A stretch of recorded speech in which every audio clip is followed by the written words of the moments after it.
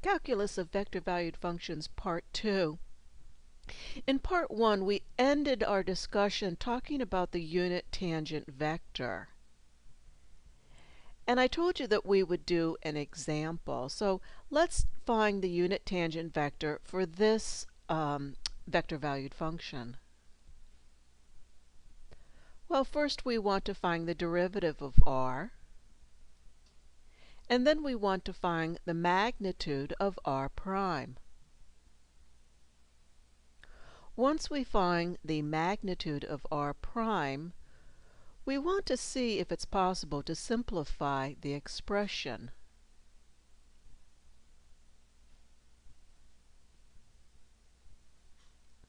Under the radical, let's find a common denominator.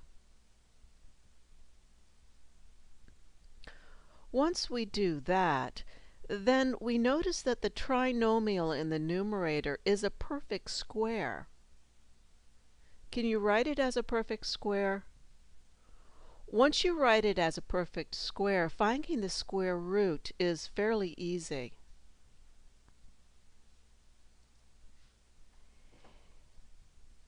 We're going to use r prime and the magnitude of r prime to find the unit tangent vector t. To simplify t, I divided the top and the bottom by 2 and multiplied the top and the bottom by t. As we discussed in Part 1, unit tangent vectors change direction along the curve, but always have length 1.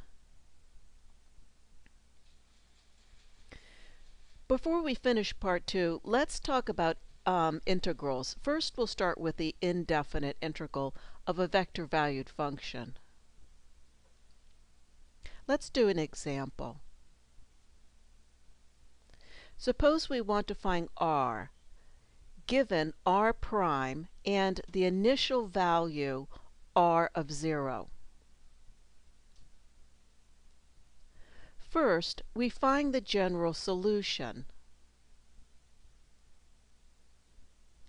To find the general solution, we find the antiderivative of each component of r.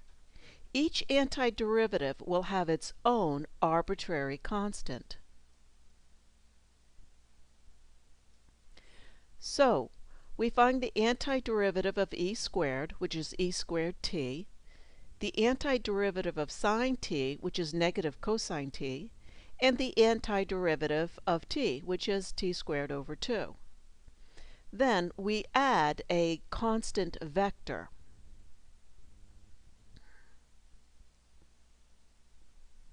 Since we know the initial value of the vector-valued function, we evaluate the vector-valued function for t equals 0 and then set it equal to that given initial value. For t equals 0, the value of r is 0, negative 1, 0, plus that constant vector. We set this equal to the initial value 0, 1, 0. And solve for C1, C2, and C3.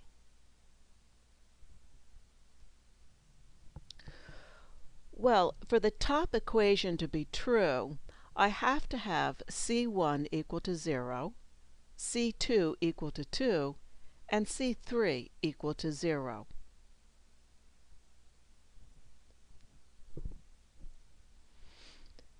So, this vector-valued function satisfies the initial condition and the derivative given.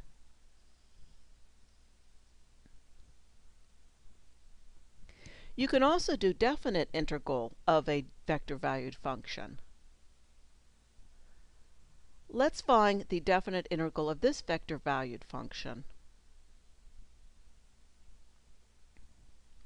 First, find the antiderivative of each component. Evaluate the antiderivative at the bounds. and then simplify. And we get the vector pi 6 negative 2 pi squared. And that concludes part 2. Have a great day, and I will see you in 12.7.